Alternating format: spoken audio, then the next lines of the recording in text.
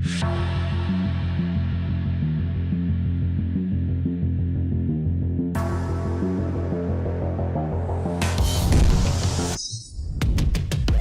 going on, everyone? Welcome to the Investing Bros live show. Bitcoin and crypto are going down. We are below 40,000 for the first time in quite a while. In fact, we have not been below 40,000 since back in early December. Where is the bottom going to be?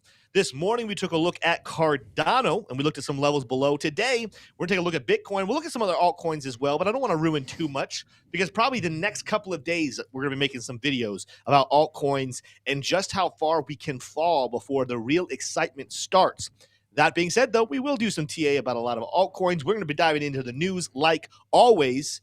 If you guys are excited and you're already subscribed and you know what this channel is all about, go ahead and smash that like button. If you are new here, thank you for choosing us. You don't have to smash anything just yet. Stick around, hang out, have some fun. We like to cover everything in the crypto news and have a good time while doing it. Speaking of having a good time, I this weekend did get to see my good friend, Mr. T of Shroom. We hung out down in Naples, Florida. But T Shroom, how are you recovered? You get some good sleep this weekend? Tim, I have recovered. I'm feeling great. I'm feeling energized, and I'm feeling free. And all of these would describe a person who is better than they deserve.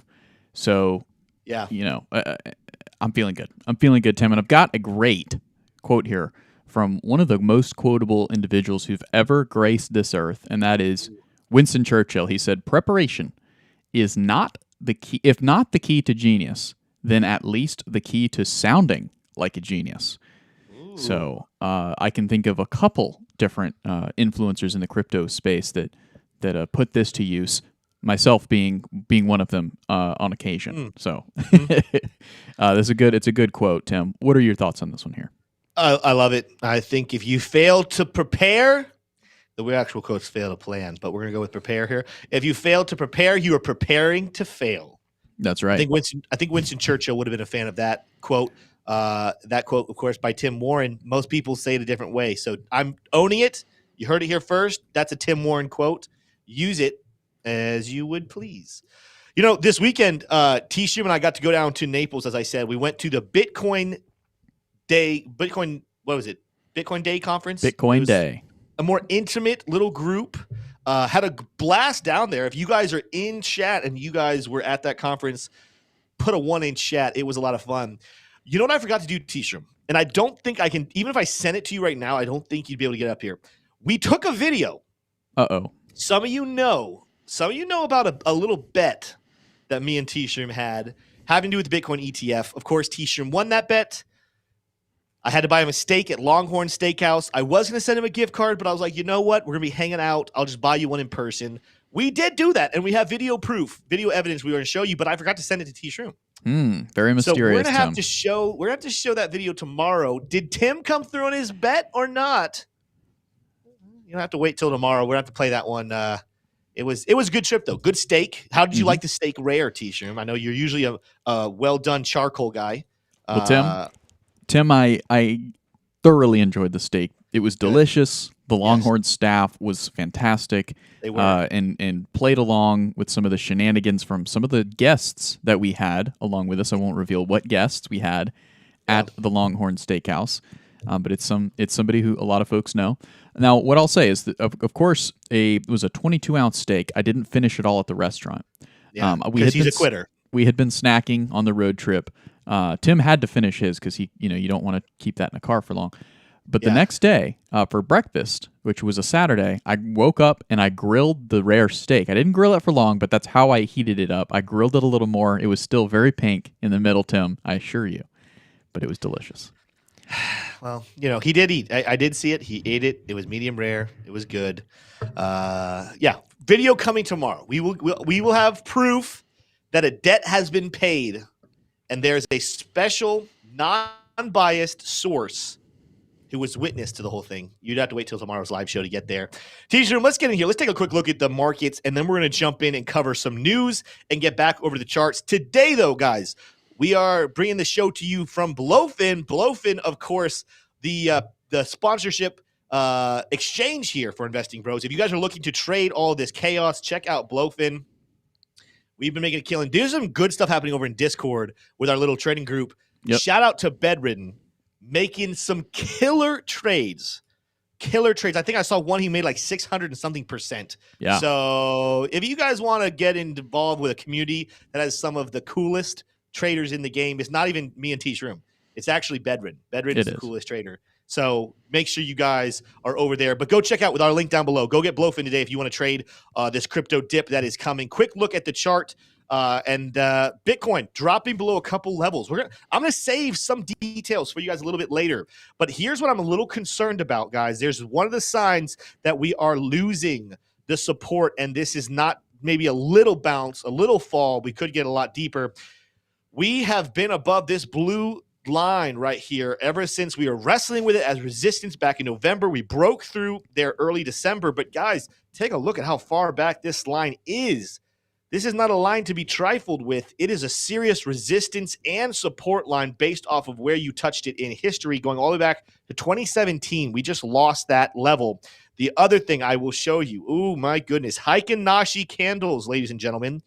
Heikin-Nashi candles. Pay no attention to the second red candle because that has a long week ahead of it to do whatever it wants to do. But this candle is closed. This candle is finished. We have a red candle on the weekly Heikin-Nashi for the first time since all the way back in September of 2023. Ladies and gentlemen, the pullback that we have been talking about that we thought was going to come after a $50,000 Bitcoin, it has come. And it looks like our fears are correct that the inverse Jim Cramer might be done.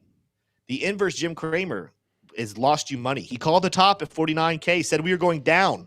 The real question, though, today, he says we're probably not going to find our footing. Is that correct, or is inverse Cramer back at play? We have to discuss that here a little later on in the show. But currently, Bitcoin's price is trading below $40,000. And we're going to take a look here in the TA section in about 20 minutes or so at the levels that you should be looking to maybe scoop up some more Bitcoin, because despite red candles, we are still primed for potentially the most explosive bull market that Bitcoin or crypto has ever seen. So you definitely want to be holding some Bitcoin when it happens. Whether you're currently holding Bitcoin or whether you're looking for a good entry, we're going to talk about what those entries should look like. T-Shroom, let's throw it over into news, though. What is happening in the news that potentially is causing the dips in the crypto prices this afternoon? Absolutely. Well, Tim, I don't have exactly pinpointed, why those dips are coming, but we have some clues. We're going to go ahead and dip into those clues right now. Good. Yeah. So here it is. Bitcoin bulls buoyed by report of FTX's 1 billion GBTC sale. So let's get into the details here. Whoa. According to the Grayscale website, GBTC held roughly 567,000 Bitcoin as of January 19th, down from just shy of 620,000 prior to January 11th launch of the spot Bitcoin ETFs. So while the new spot ETFs have gathered more than 94,000 Bitcoin and 3.9 billion in AUM since opening for trade, the bears are pointing out that 53,000 Bitcoin just may be GBTC holders moving their money into lower cost vehicles. So rotation out of GBTC into the newer, shinier, and importantly, lower fee spot Bitcoin ETFs from the likes of Valkyrie and BlackRock and Fidelity. So GBTC charges a 1.5 management fee, at least 1 percentage point more than nearly all of the new funds. The second highest fee is Franklin Templeton, I believe, at 0.8, right? So it's non-competitive. And Tim, I'm going to get into a theory that I unleashed this morning on the 9 a.m. stream, and I want to get your take on it. But we'll get into some more details here. CoinDesk has reported the bankruptcy estate for failed crypto exchange FTX as having sold the entirety of its 22 million shares holding of GBTC, the equivalent of almost 20,000 Bitcoin, or nearly $1 billion. Okay, so that is actually new information, and that is very illuminating because 1 billion of GBTC sales was the FTX estate, which means that the inflows we have seen into the new ETFs are not merely recycled funds from GBTC. Does that make sense? It does. Yeah. So that's pretty good. That's pretty bullish. It is good. Yeah, it's very good news. It's pretty bullish. That bullishness obviously not being reflected on the charts. I think that the charts, the movement in price has been a lot more what we've been talking about, Tim, with exhaustion of buyers at this level here that I've been tracking at 41,200. We didn't get a candlestick close below that, but at some point it's going to break. If there's more bearish pressure, eventually the buyers are going to get exhausted. They're not going to come around here. They're going to say, hey, why keep buying at these levels when Bitcoin wants to go lower? I'm just going to wait on the sidelines, keep the rest of my portfolio in cash so that I can deploy lower. Now, everybody's just wondering, how low will it go? And Tim, we're going to get into the charts here in just a few minutes to kind of make some assertions along those lines. But Tim, I have a theory. That goes a little deeper here. And I'm not ready to say it's a tinfoil hat theory. But what I will say is there was an article this morning where a very, very well-respected analyst said that GBTC keeping their fee rate at 1.5 was the most absurd strategic decision in crypto. Full stop, right? And we're talking about an industry where there have been gigantic capitulations of entire companies that were leading the market, right? So we have to dig deeper into this. Why would GBTC keep its fee at 1.5%? Well, I think it has to do with the following. This article dropped in December 26th of last year. It's been swept under the rug. Barry Silbert resigns as Grayscale chairman to be replaced by Mark Shifke. Now, this may seem innocuous, but there was no real explanation for this resignation of Barry Silbert. Now, Barry Silbert is the CEO of the parent company that owns Grayscale, right? So he was on the board. He would have been able to see. It's been very public what the fees were going to be for these spot Bitcoin ETFs, and you'd have to say as the CEO, right, the man kind of straighting the ship, that there would have been a reaction to how low those fees were. We're talking 0.2, I think, is the lowest fee, 0.20, right, 0.20. So the question is, why was he? I wouldn't say removed because there's no proof that he was removed, right? He resigned. Why did he step away? Yeah, why is he no longer the CEO? And I think a little bit of evidence of why he made that decision is by who replaced him. Okay, so this man, Mark Shifke. Now, again, I said that this morning. I'm going to say it now. I don't have any reason to believe that this guy is bad. I don't think he's bad. But what I do think is that he does share a hairstyle with Gary Gensler, though.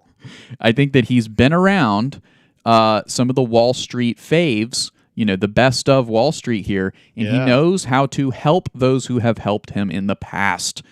Right? This is nothing new. He spent 4 years managing director at Goldman Sachs M&A department, and another 5 years before that as vice president, a VP of Goldman Sachs M&A structuring. Okay, so again, no, I don't think there's anything going on that's bad here. What I do think is that Wall Street, right, just took a big step into the world of crypto, specifically Bitcoin, and it may not be in the interest, right, of those who, let's say, are friends of Mark Shifke.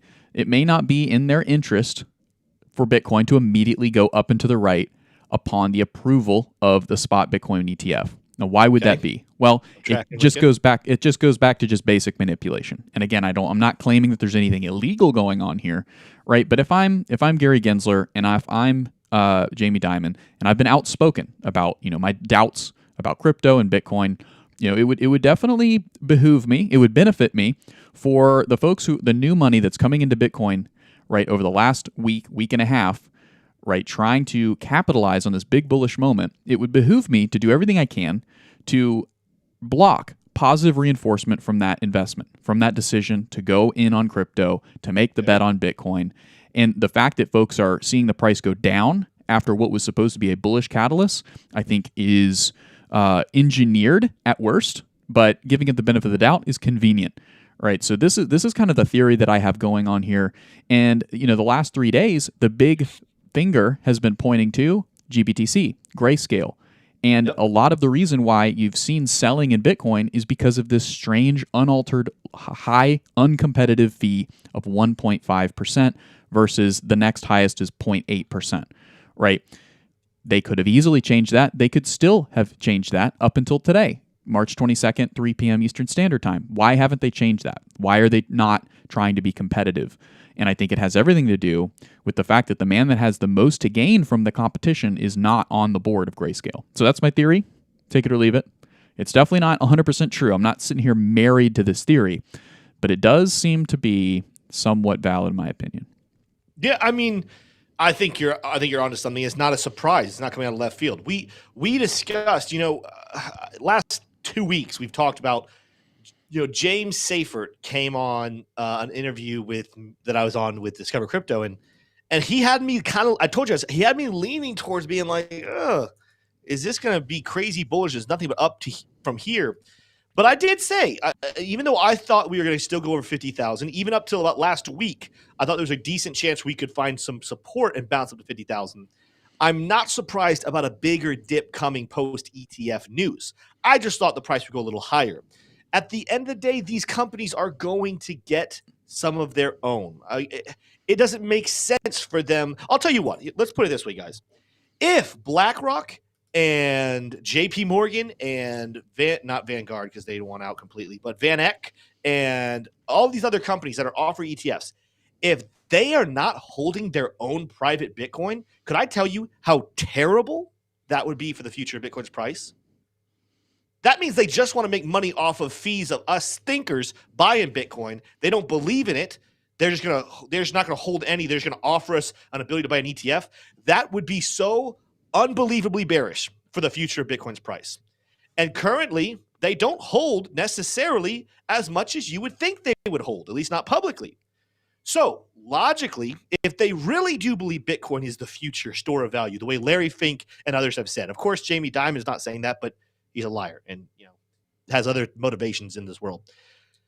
If they truly believe it's as great as it actually will be, and they're going to spew and talk about how amazing it is to all of their customers, their investors, they're going to want to own a fat bag.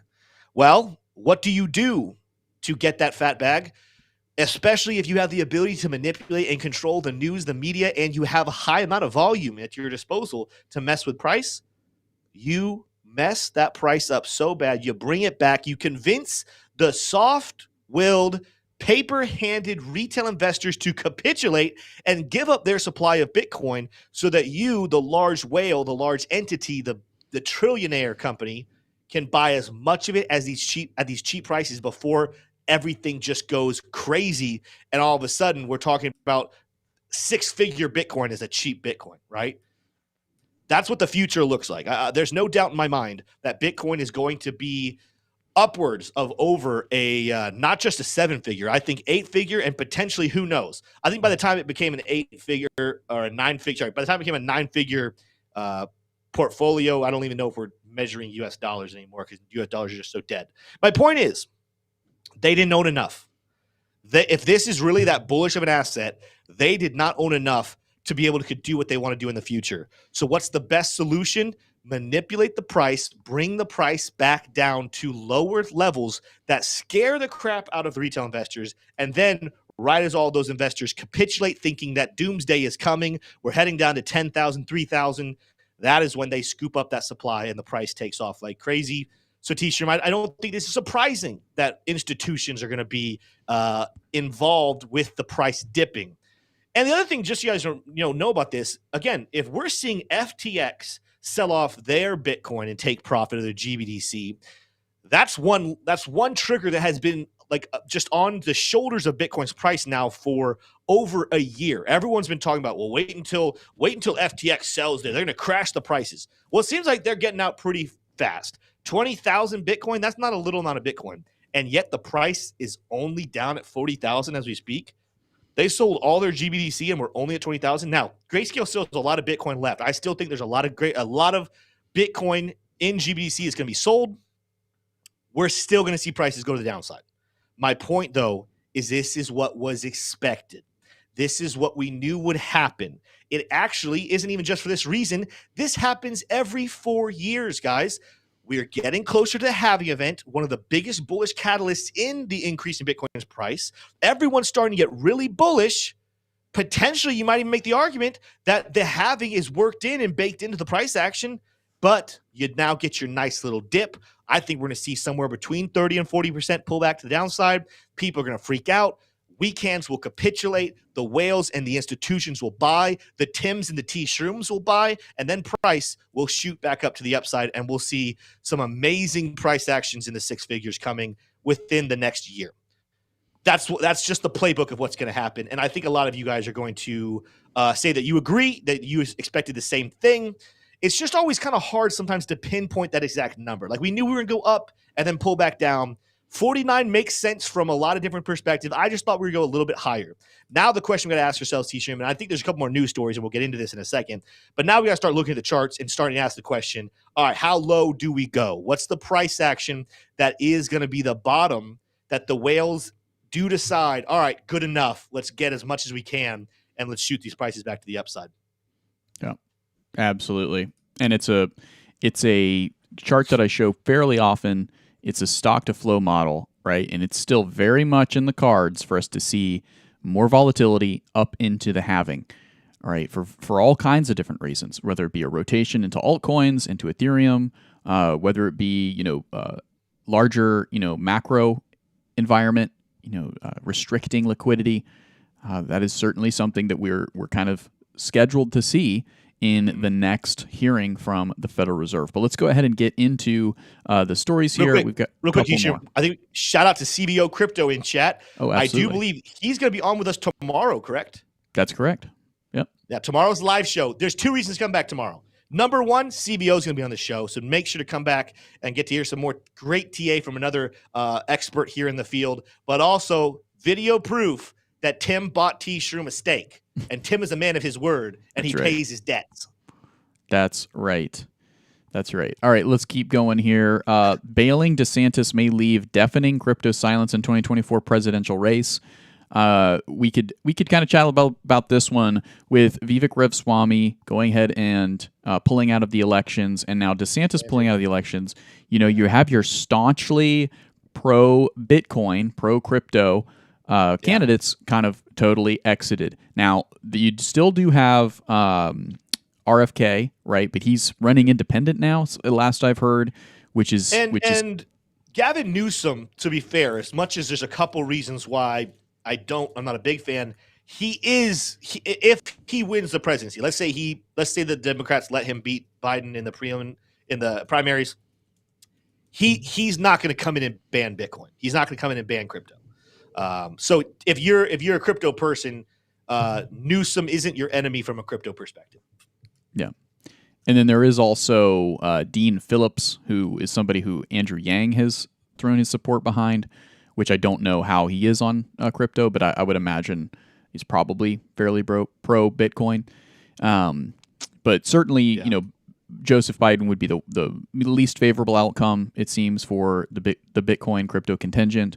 And then Donald Trump, does seem to lean pro crypto with his NFTs. I feel like Trump at this point is probably like worst case scenario in a similar boat as Jamie Dimon, where he's going to say that he doesn't think that Bitcoin's worth the investment, but he's going to say, I support your freedom to do it.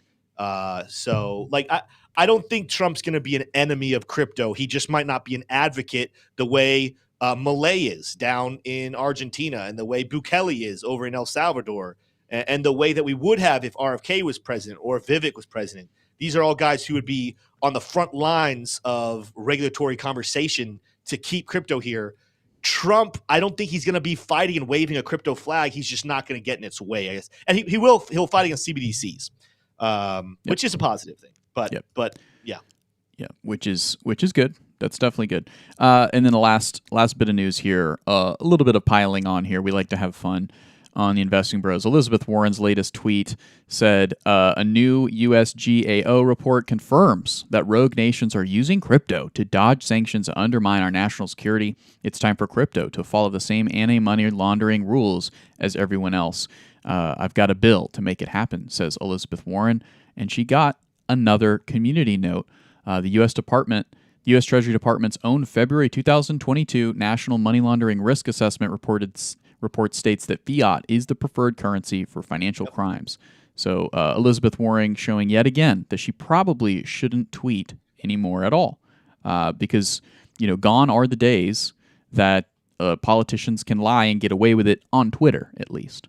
So it's interesting. Yes, it's not the platform of choice, and that's a little bit of a shakeup for them, for sure. Yeah. Faux show. And of course, we're pretty strongly biased here on Investing Bros, very pro crypto, but it does seem that Elizabeth Warren is bought and sold by interest groups who wouldn't want to see the success of crypto and Bitcoin. So, yeah, that's going to wrap up our news, though, Tim. There's not a whole lot of. If you didn't see that Dogecoin did pretty well, as opposed to some latest upgrades, potential for some new integrations from the Platform X and their payments account. But that was mostly kind of overwhelmed by the larger, Bitcoin downturn as of today. And but we if there's any more notes in that narrative, if Dogecoin gets any more shout outs, especially from Elon, you'll want to watch and maybe even make an allocation to Dogecoin as it could be a pretty big coin moving forward, depending on a couple of things there on the X platform. What were you going to say though, Tim?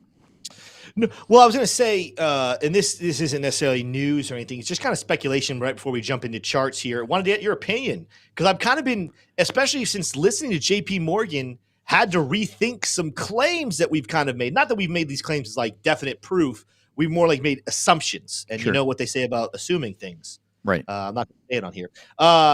We've kind of assumed up to this point, as I believe many, that people like Auntie Beth, that's Elizabeth Warren for those who are newer to the channel, we share the same last name, but not the same feelings about crypto. Mm-hmm. People have assumed that, she's in bed with Gary Gensler. I think that there's still like ties there. There's evidence there that says, hey, that's still a real possibility. People also assumed that she might be in works with JP Morgan CEO Jamie Dimon, and they're on the same team. We've kind of even assumed that here. The comments that Jamie Dimon made about how dumb Bitcoin is and it's used for criminals, that ties, their interests together. But then when he comes out and says, but I fight for your freedom to trade it. Like, you should have the freedom to buy crypto and Bitcoin. I just think you're making a terrible mistake and it's stupid. And if I was the government, I'd get rid of it. But at the same time, freedom is freedom. It makes you kind of question, like, all right, well, are they on the same team? Like him saying I support freedom of cryptocurrency. I just think it's stupid. He does imply that he thinks the government should get rid of it, but then he makes the comment that you should have the freedom to do so. So it's just something. What do you think, T-Shim? Do you still think that Elizabeth Warren and Jamie Dimon are in cahoots? Yeah, definitely. I think all of Wall Street is right now. I think their focus is causing volatility to collect as many fees as possible, because when you just buy and hold, they make the least amount of money off of you because that's one feeable event. So, the more in and out, more uncertainty and fear and greed that can happen in a matter of an hour, the more money they're going to make. Now, I think that's going to shift because they are starting to pack their bags with actual spot Bitcoin, right? They're actually seeing an economic position for Bitcoin to go higher, but it could be many more days, it could be many more weeks, or even months before they're ready to let the boat go, before the boat is full of Bitcoin for them, so to speak. But yeah, no, I think generally there's a lot of manipulation, some might call it. There's a lot of impact that Wall Street's having today, and many others. That's not just Wall Street. There's many other international actors. I mean, at the end of the day, there's some individual wallets that hold a lot of Bitcoin that can do a lot of damage to the price as well. So we give Wall Street a lot of crap, but there's other things going on as well. It's not just them.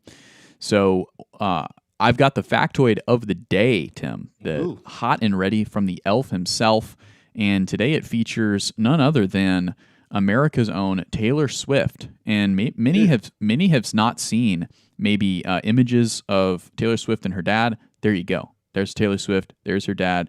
And the factoid of the day is brought to you by Blofin. Let's get it here. Scott Kingsley Swift is a former stockbroker for this major American TradFi institution and the father of Taylor Swift. Is it A, Merrill Lynch, B, JP Morgan, C, Jane Street, or D, Goldman Sachs? Who is it, Tim? I have no idea. But I did see the elf typed trend fee. What's a trend fee? Trend fee. That is a derivation of TradFi. Okay. But I'm going to leave it. If you don't know what trend fee is, then you're just out of the loop, and that's okay. Yeah, I know little about Taylor Swift herself. So I have not spent too much time digging into the career paths of her loved ones and her father. So what we're going to go with here, go back to my options here. All right. We're going to go with Goldman Sachs D. All right, he's locking it in. Goldman Sachs. It's been a minute. It's been a minute since D was the correct answer, so I'm doing probabilities. All right, Matt by C. elimination here. Matt C said D. Haven Pack said J.P. Morgan. Okay. Haven Pack also said go Chiefs, which is tangentially relevant. They did win. So maybe Band-Aid said Merrill Lynch, and lurking from the fiat mines. This is one of the most spread out. Yeah, I know. Is anyone saying Jane Street? French Toaster said B. J.P. Morgan. All right, guys, let's go ahead and give them the answer. Brought to you by Blofin. The answer is Merrill Lynch. So Merrill Lynch. Something nobody was guessing. Yeah, it's also something that I don't care about. Her father, Scott Kingsley Swift, is a former stockbroker for Merrill Lynch, and her mother, Aria, is a former homemaker who previously worked at a mutual fund marketing executive. I wonder where they met, Tim.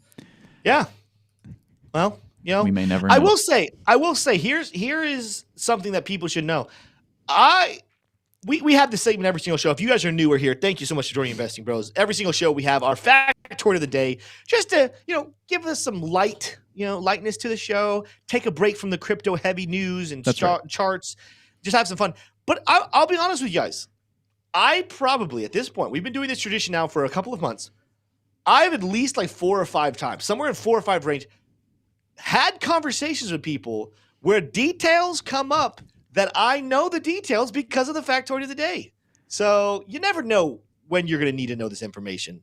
And the chances are it's never. But on the off chance that someday your life depends on knowing the career path of Taylor Swift's dad, we just saved your life here in the Investing Bros. And if you enjoy and appreciate your life being saved, the least you can do in repayment to us is to smash the like button. Smash that also, like button. You can use an exchange that is phenomenal. If you guys are looking to trade all of the crypto chaos, you can go to my screen here, T-shirt. Blofin is the one for you guys. You guys can leverage trade. A lot of these, you can go all the way up, potentially even over 100x. Now, do we recommend going over 100x very often? No, we do not, especially with a lot of money. But the fact that you can do it, the freedom to do it is awesome. The fact that you can long and short over 270 different pairs of USDT, this is amazing. And the coolest part of all of it, because some of you might be wondering, well, Tim, trading is cool, but if my country doesn't allow me to do it, or if I have to KYC, I don't want to deal with that crap. I don't want the government tracking my information. This exchange requires neither KYC nor a VPN. So if you want to trade crypto and you don't want them to know who you are, you found the right exchange. It's Blofin. Go sign up with the link down below, and you're going to be able to see some of the details we're going to talk about here in a second. Let's jump in to the charts. Now, in the intro to the show, I did talk about this blue dotted line that we had crossed beneath. We're back up above it. So we want to continue to watch this to see if the daily candle can continue to hold this level. I want to go ahead and get into a detail, though, T-Shroom, that I did see some chat, maybe a little bit of confusion about. So here's another reason you're going to need to like this video, because I think some people are going to learn something today that maybe you didn't know before. That has to do with misinformation about the CME gap. I've seen a couple comments now saying, we closed the CME gap, or asking the question, did we close the CME gap? Well, let's talk about the reason why the answer to that question is no. I really do hate to disappoint you guys, but we have not filled the gap. And I'm going to explain to you why. Guys, this is the gap. The gap does not stop where a lot of people have been saying it stops, somewhere around 39,600. I've seen that on the internet a lot. People are talking about the top of the wick back on Friday, December 1st, saying that that was where we had the bottom of the gap. So today, the fact that this price did come down below 39.6, people are asking, did the CME gap get filled? The answer is no, though. The reason why it has not is because the low for our day so far on the CME is 39,340. But we need to see below 39,220. And the reason for that is, and some of you who've been watching now for months, and we discussed CME gaps, you guys know the reason for this. But this requires just a little bit of education about how candles work, everybody. Maybe some of you guys know this, maybe some of you don't. But a candle body If it is a bullish candle, in this case, my white candles are bullish, the blue candles are bearish. It's represented by the price of the open for the day is the bottom of the candle body. So, for example, December 1st, we opened the day at 38,125, give or take. All right, that's where the day started. Throughout the day, we dipped as low as 38,060, and we even went as high as all the way up here to 39,640. But when that candle came to a close, the price of Bitcoin at the close was at 39,255. All right, why is that important? Because the stock market doesn't trade, the CME doesn't trade over the weekend. So when we opened up on Monday the 4th, the price had jumped all the way to 40,480, leaving us a gap not starting at 360, but starting where the day closed all the way down at 339,255. And then it opened up here. So what we have to see is at least a wick come down and touch below this bottom level. That has not happened. So just in case people are out there wondering or thinking or hearing that the CME gap is filled, the answer to that question is not yet, because what matters is filling where the price closed out back here on December 1st. If you guys learned that for the first time, put a 1 in chat. Also, smash the like button just in case you show support for the show. Now, T-Shroom, do you have a comment? Yeah, real quick. We've got Big Caleb Franzen in the chat, Old folks. Caleb Franzen. Let him know what's up. Say hi. And yeah, brought to you by Blofin. Let's get back to it. We gotta get Caleb on again here really soon, giving us the alpha always love. We have so many great minds in the crypto space. Love seeing them support us in chat. Let's talk about some levels, though, guys. We did discuss that there's some levels to be watching beneath us, and you guys do see some boxes. We're gonna show you guys a lot of different levels here that you need to be paying attention to. It does look like the price is moving to the downside. I will say, as we kind of are still hovering in this box, I'm not gonna necessarily give up 100% that the bottom's in. Like, I don't think the bottom's in. I think we're going lower. I don't think that this is the end of the pullback and we're shooting back to the upside. But technically speaking, we could, as we stay in this box, close the day out and close candles above this blue line. And as T-Shroom even pointed out, we have not closed a daily candle yet, even though price is well below it right now. 41,200 is still a strong support level of candle body closes. If the price shoots back up here, that stays around.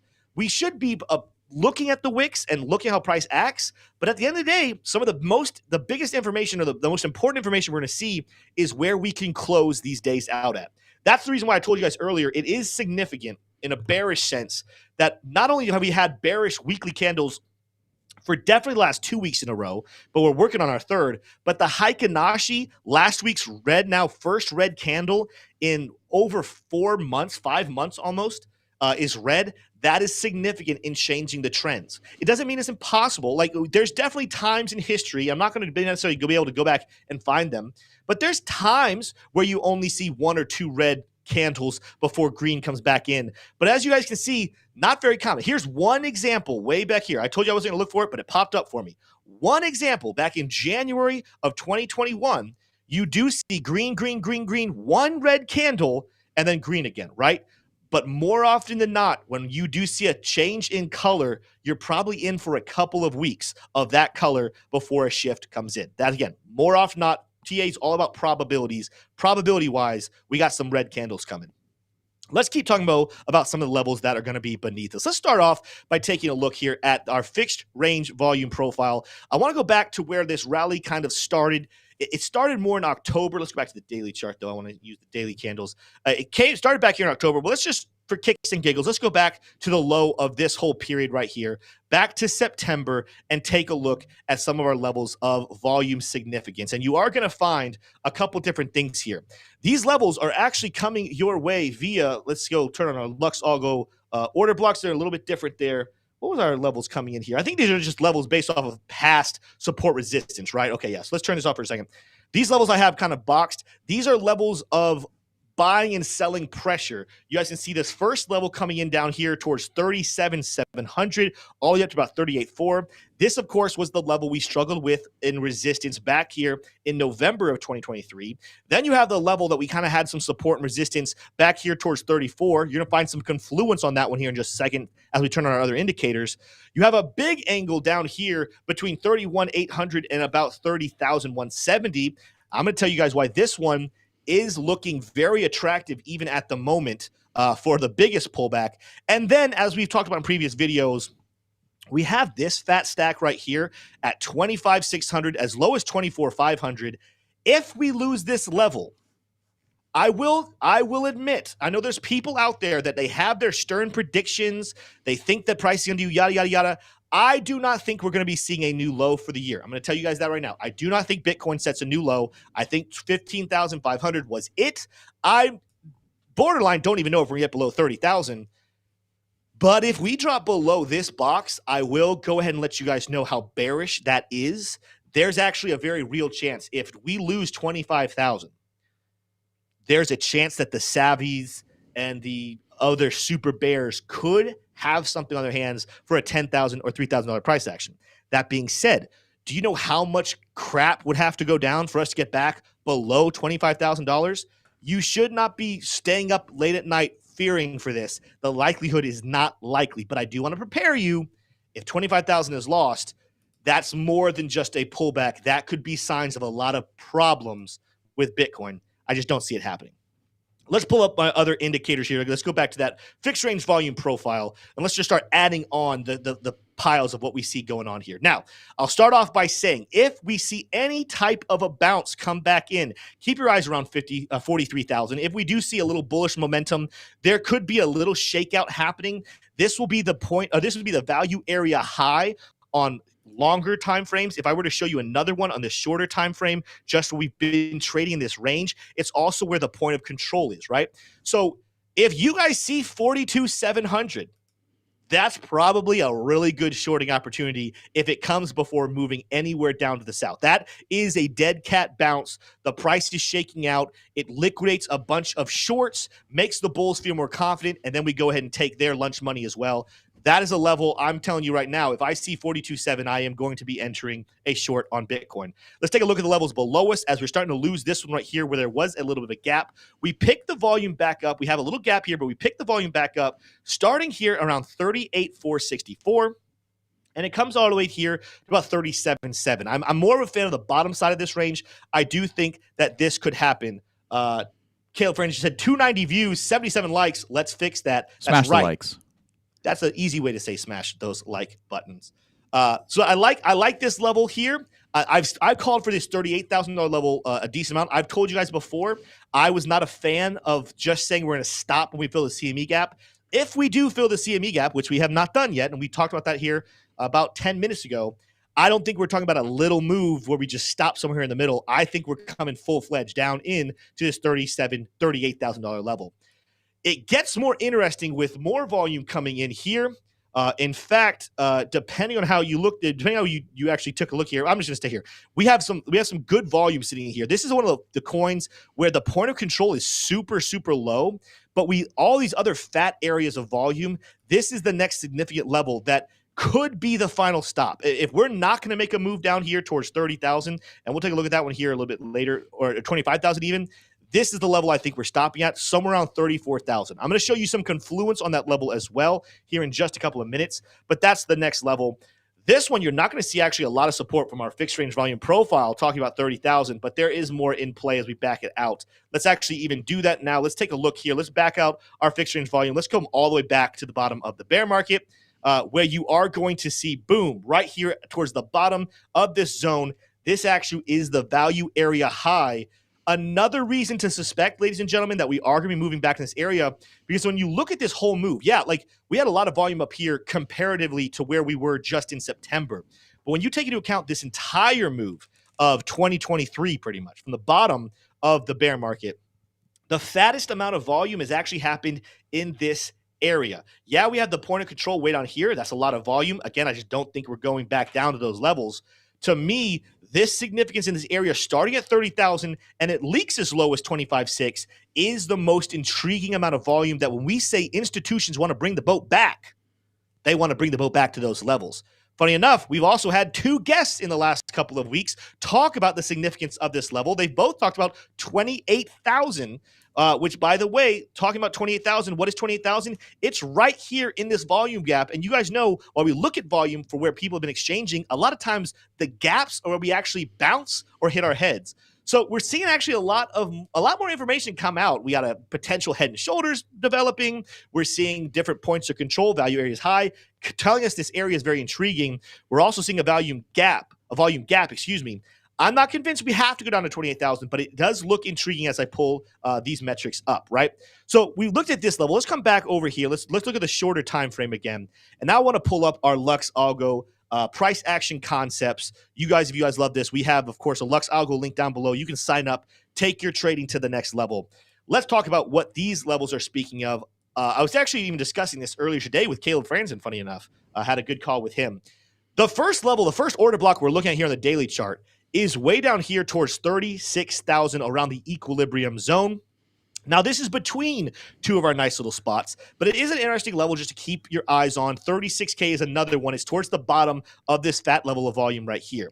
I do think you make a move a little bit lower than that and clear out since you're so close to the order blocks down here anyway, towards 34. Not going to be surprised to see both of those get filled before a bounce comes back to the upside. Again, no order blocks now anywhere between us and 36,000. We do have some fat order blocks all the way up at 49. But as we said, I think that's more of a move for the long-term bull market. We'll clean those up on the way back up. What makes me a little concerned, though, is when you look at these order blocks, a lot of times what you want to see, what you're looking at with this communication here, you're looking at the green is where buyers get exhausted, right? And the red is where sellers get exhausted, right? So no one wants to sell anymore. This isn't 100%, but a lot of times when you're looking at order blocks, you do want to see the one that has the fatter red. That means, hey, the buyers will be fine. We have a lot of buyers still left here, but the sellers are going to get exhausted out here. A lot of times that's the order block that ends up being a reversal. Well, where's that order block coming in at? 20, all the way as low as 26.3, as high as 27.3.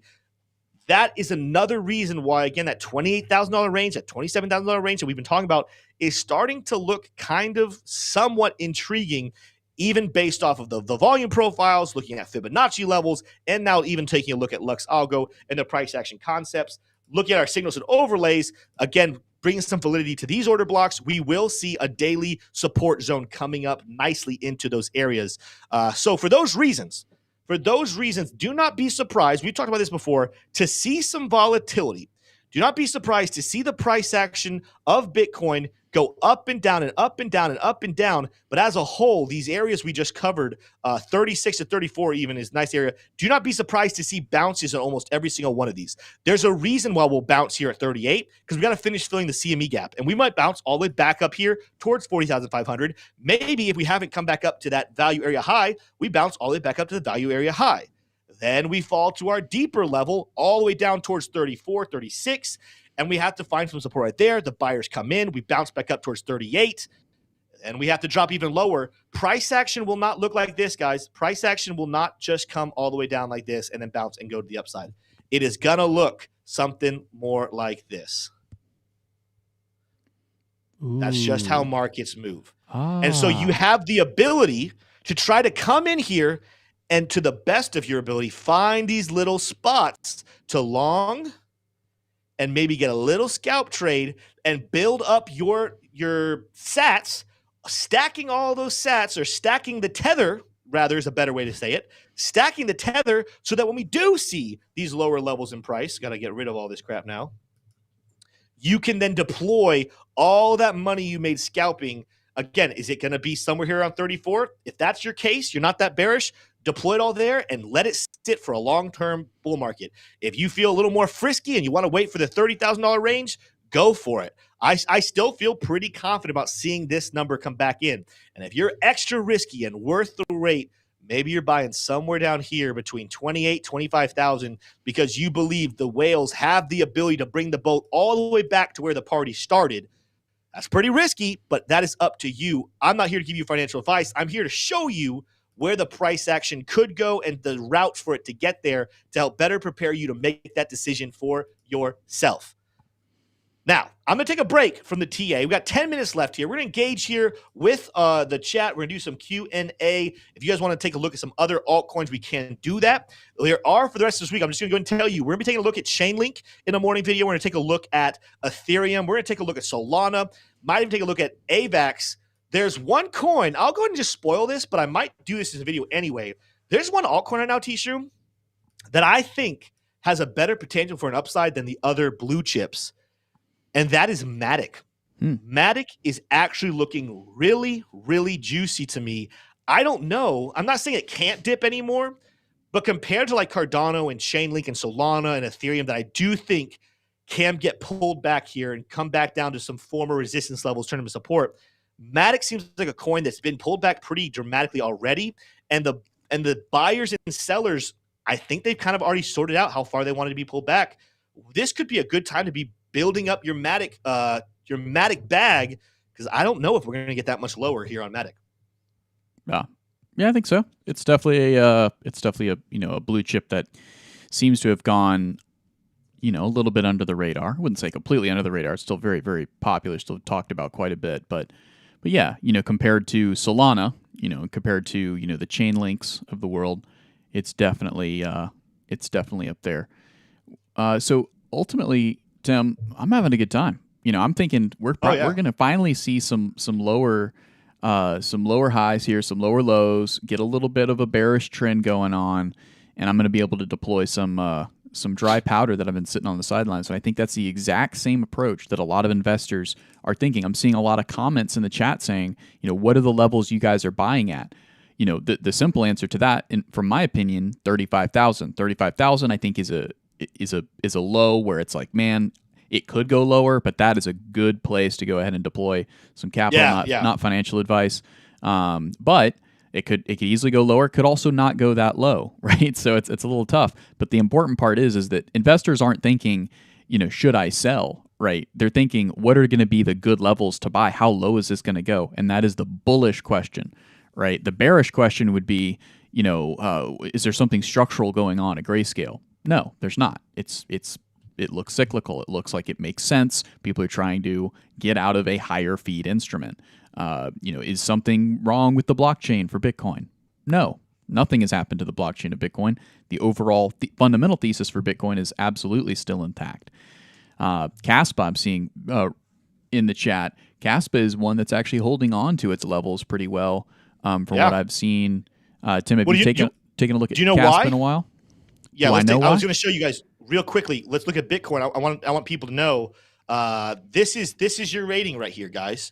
If you buy in towards 38,000, that was a solid buy. It's not a mistake, guys. We're going to be seeing higher prices. Solid buy. If I had, and I think mine's actually a little bit below this, but having an average buy-in for this market at $38,000, again, especially if we get where we think potentially we could, up close to $200,000, guys, an average buy-in at 38 is going to sit you somewhere around a little over 5x, pushing more towards a 6x, right? Solid purchase right there. If you do see a potential, $34,000, $35,000, that's a good buy-in. As T-Shroom said, very good. We could see somewhere about a 6 to 7x in that range. If you can get in down here at 30,000, I think that is a great buy. If you wait that long and buy at 30,000, 31,000, very, very great buy. We're talking about a 7, potentially up towards 8x. If you get a 25K, I'm going to go amazing buy. I'm not waiting. I'm telling you guys right now, I'm not waiting for $25,000. Not doing it. But if it did happen and you waited for it, you get 3 thumbs up. That means these two and then another one over here. You get 3 thumbs up. Now, what does that mean, Tim? Buy. What does that mean that you're not waiting for $25,000? Does that mean that you're going to sell before $25,000? No, it means I'm not going to have dry powder. Gotcha. If Bitcoin hits 25,000, I'm sorry, I just didn't have dry powder. I might do DCA, but I won't have any dry powder. And then my last, if we get lower, guys, Bitcoin's in trouble. If we go below, I think Bitcoin's in trouble. Not that you should sell, because I still believe in Bitcoin long term, but the catalyst that there's still some people out there saying, There's people out there that think that we might not even set a new all-time high for Bitcoin. Even after all this bullishness, their scenario is that was the top we just saw at 49,000, and now we're about to head down to 3,000. It's going to be a very long winter for Bitcoin. If we drop below 25,000, I low-key am going to start listening to some of those guys to hear them out a little bit better, because that below 29,000 would break a pretty key structure. Caleb Franzen even talked about this. Speaking of Caleb Franzen in chat, he talked about how bullish this trend is since the beginning of 2023 when we bottomed out, and how we're still in such a bullish trend right now with higher highs and higher lows. If we lose 25, all of a sudden we have broken that macro trend of higher lows. Now, COVID did that back in 2020. So unless we see a COVID level black swan event that we see a very sharp bottom and then we shoot back up like we did in 2020, my guess is below $25,000 sustained. We got some problems that are not good. Yeah. Well, You said we're meanwhile, gonna take a look at Caspa, right? yeah. Meanwhile, everybody's favorite one of the more popular altcoins. My dog's doing some weird sneezing going on over here, but taking a look at Caspa, you can see that so this is the Caspa chart, right? Still in kind of the zone of where these wicks on the daily chart have been kind of wicking down to some of those lows. It's still above where those wicks have come down to. Contrast that to Bitcoin. Bitcoin is currently full body candlestick down below this wick zone, right? So, buyers do seem to be kind of, gobbling it up here at 40,000. We aren't getting much of a bid lower than that. We got a wick all the way down to 39.4, but haven't seen too much of a retrace. Tim, we technically still have a decent amount of time before we call the first candle body close below 41.2 since December 11th, my birthday. On Caspa, though, it's likely going to close the day up above this level of its lowest candlestick wick, which would have put it at 0.0952. Right, so Caspa, while it hasn't tested as high by a percentage, hasn't tested as high as Bitcoin or Ethereum after the spot Bitcoin ETF approval. It is actually holding better. So buyers are not letting it go down below 9. It is getting gobbled up below 10 cents, really. And but it has spent some time in that 9 range. I think it did close.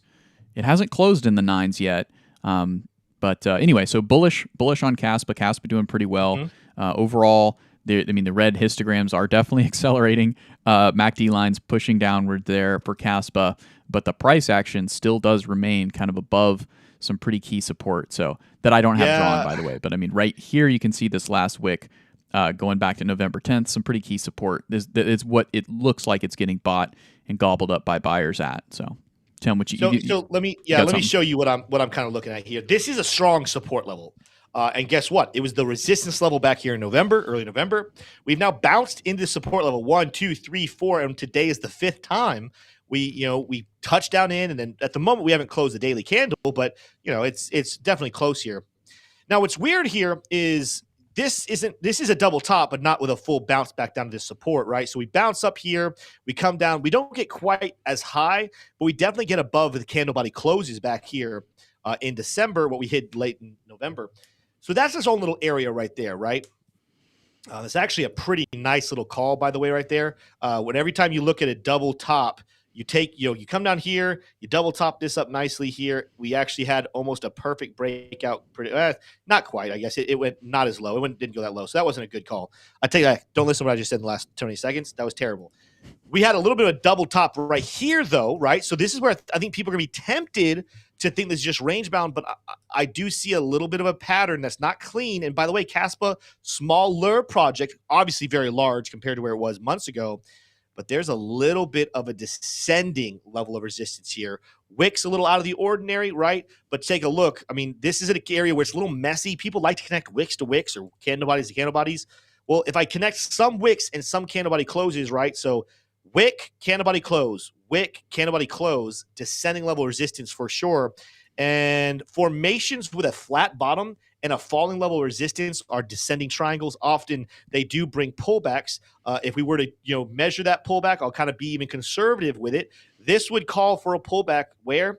Down here towards 6 cents. Now, why is that potentially realistic?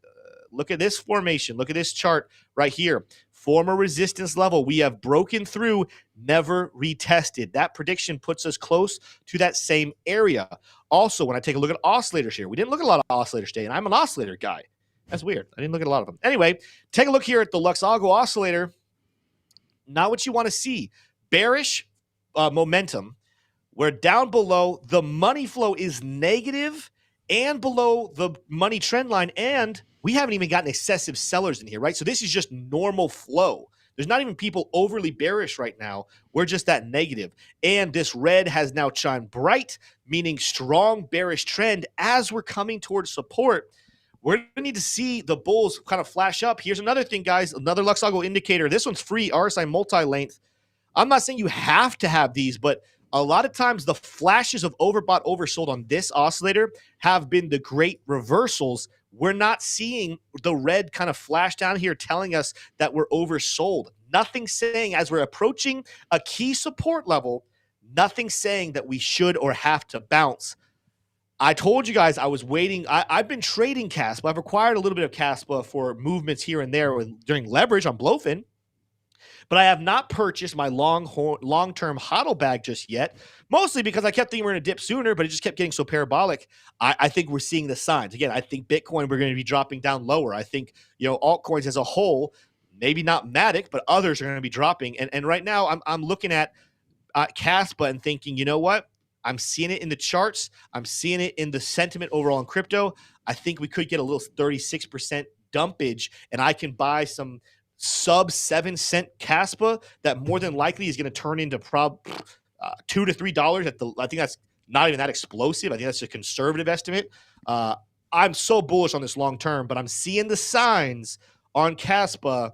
The run's been great. It's time for a nice, healthy pullback that we actually haven't seen in a while.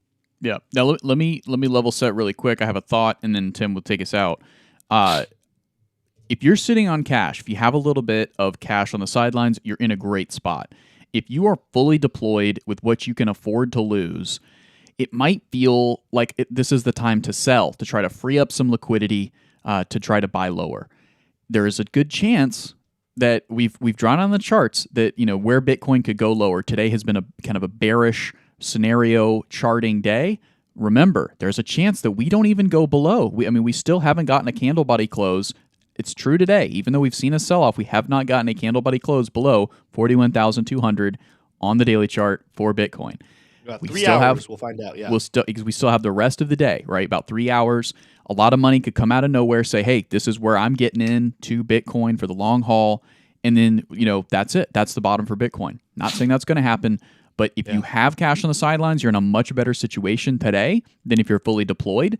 And that's okay. Don't beat yourself up about it. Just learn from this and always prioritize having some liquidity on the sidelines, and be okay with the fact that, hey, if we take off from here, we have that God candle, and I have 5% of my portfolio in cash on the sidelines, that's still a win because in the event of a drawdown, I could have deployed that. It's just a good habit to get into. It's a good, healthy way of thinking and trading and investing. Tim, that's just my thought. You can lead us out. Yeah, I will say, kind of closing up without a t-shirt is I'm bearish, guys. I'm bearish in the short term, meaning the next couple of days. I will say, go to my screen real quick here. If you are looking to potentially have a small scalp long on Bitcoin, your flash looks like it's actually pretty positive here. Look at the 1 hour. 1 hour spike in volume when at that low candle. We've had bullish divergence, green momentum. The money flow is not overextended. We have this oscillator telling us we are in fact oversold with a green reversal. Look for one more maybe potential move of money flow to go up on the 4 hour. The 1 hour, 4 hour. We flashed to 100. Now we're 63% oversold. We got a green reversal dot. The money flow is starting to keel back up to the upside. As T-Shroom said, his argument, while I do think that level will be lost, it is an argument that could cause some traders to be entering long to reverse this negative momentum and make one more good rally back up to that falling trend line. I could see us getting back to about 41,000, but I do think that's about it. I do think the next couple of days, ladies and gentlemen, we are going to be heading down. That doesn't mean right this second. That just means prepare yourself. Continue to study the charts. Continue to stay up to date with everything happening daily. If you need to do that, you found the right channel here at Investing Bros. Smash the like button on your way out. Hit the subscribe button if you have not already. We are less than 500 subscribers away from getting to 8,000. And of course, we will have another $100 giveaway when that happens. Make sure you're here every single day so you don't miss it. With that said, you guys have a fantastic day. We'll see you tomorrow.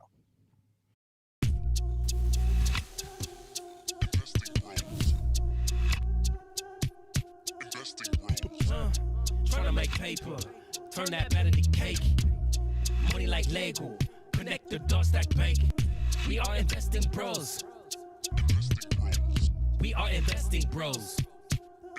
Army pipe, lethal on trade. Entries and exits, worthy of praise. Tim, the professor of the TA. Shouted out loud on the PA. T-Shrooms news, got the word.